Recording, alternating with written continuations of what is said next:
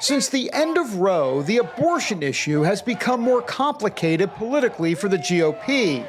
The lack of a cohesive message following the Supreme Court decision cost them some midterm races.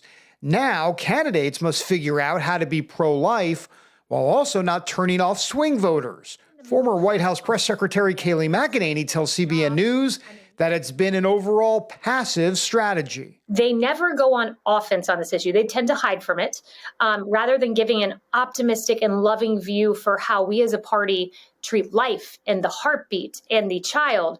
But they always stay on their heels. They avoid the topic. And then when they do talk about it, they never go on offense and ask the left, where do you draw the line? That often leaves Republican politicians, especially those running for president, facing questions about where they stand on a federal abortion ban. Their answers vary. President Trump supported a 20-week ban while in the White House. Now, as a candidate, he plans to negotiate the best deal. Some people are at 6 weeks. Some people are at 3 weeks, where's 2 President weeks. Trump? President Trump is going to make a determination what he thinks is great for the country and what's fair for the country. Recently, Trump suggested the 6-week abortion ban in Florida, signed by presidential candidate Governor Ron DeSantis, may have been too harsh, leading to a quick response. I think that as a Florida resident, he didn't give an answer about would you have signed the heartbeat bill that Florida did, that had all the exceptions that people talk about. The legislature put it in. I signed the bill. I was proud to do it. He won't answer whether he would sign it or not. From a political perspective, the squabbling over bans ranges from how many weeks to staying away from that part of the issue. GOP presidential candidate Senator Tim Scott supports a 20-week ban.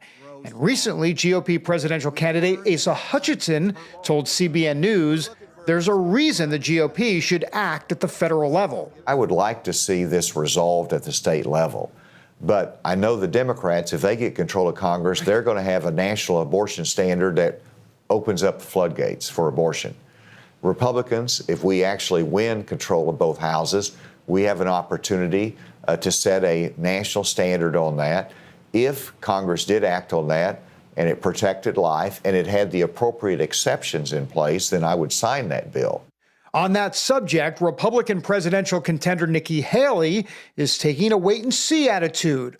While staunchly pro-life, she says when it comes to a federal ban, you need to be realistic. We've seen in Florida, Governor DeSantis support a 6-week ban in Florida. That's in Florida. Asa Hutchinson's in. He seems to be okay with a 15-week ban.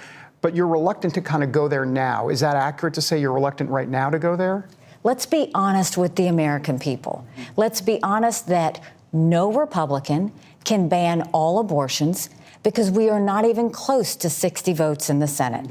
We're 45. We haven't had 60 in over 100 years.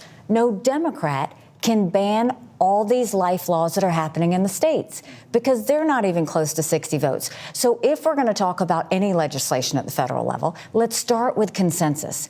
National pro-life groups point to a clear consensus, citing polls that show more than 7 in 10 Americans oppose abortion after 15 weeks. That includes 75% of women and 70% of independents.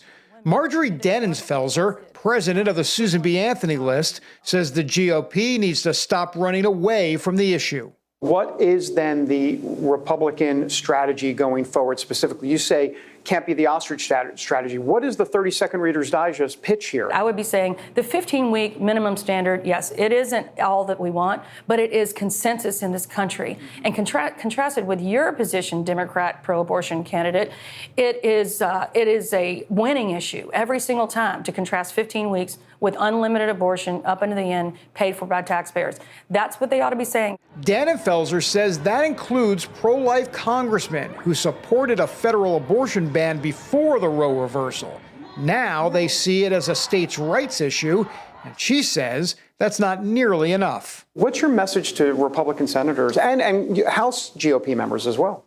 Sitting back and waiting means death to children, and it means women don't get the love and service that they actually need. So if you're a senator and you say this is a states' rights only position, then the position of the pro-life movement is we cannot support you. The nation will be watching how it all unfolds as we get closer to 2024. David Brody, CBN News, Washington.